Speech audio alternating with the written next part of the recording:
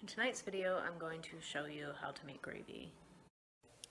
So you're going to need a pot or saucepan, obviously, and then some sort of what I call meat juice. We slow roasted this pork roast, so the meat juice, we put a little water in and then just all the juices that seep out of the meat. So remove the meat from the crock pot or wherever it's in, and then I stir this around. Usually I don't have an oven mitt on, I just happen to have it on my hand already. Kind of stir it around to loosen up all the meat from the bottom.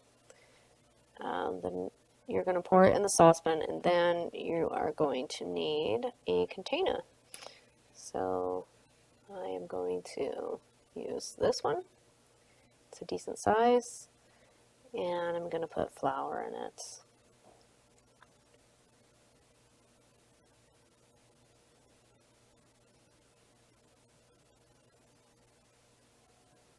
So don't mind my super messy pantry area.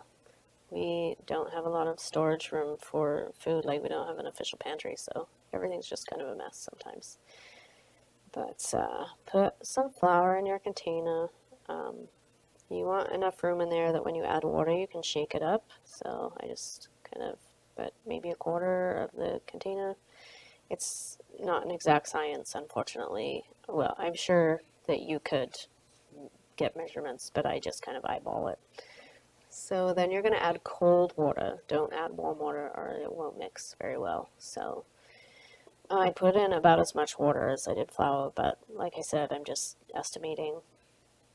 And then the next thing that I want to do is get one of those things from like a shaker bottle. Of course, if you have a shaker bottle, you could just mix it in there, but we do have one, but I just like to use a container.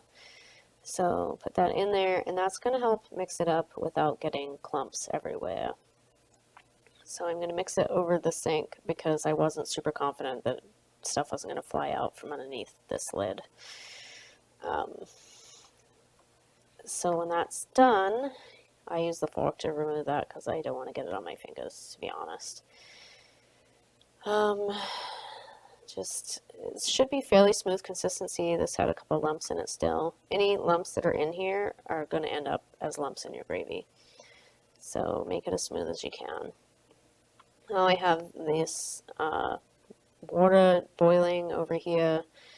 I'm going to add this flour mixture in, and then we're going to stir it. Now, normally I would stir as I was adding, but I was doing it with one hand. So pour it in and stir as you're pouring, and then just mix it all in together. You're going to want to let it boil and mix as you're boiling, because that's going to help it thicken up. If it's not thick enough, then start again, add more. If it's too thick, you can add a little water.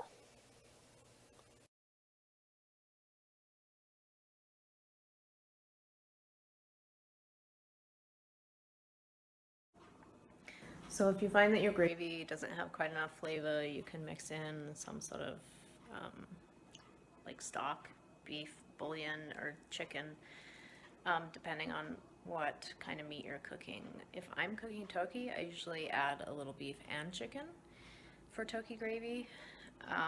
Chicken gravy by itself isn't that great, so I usually add a little beef anyway. But a lot of the time, depending on how you've cooked your meat, you won't need to add anything anyway. So there it is. Now you know how to make gravy.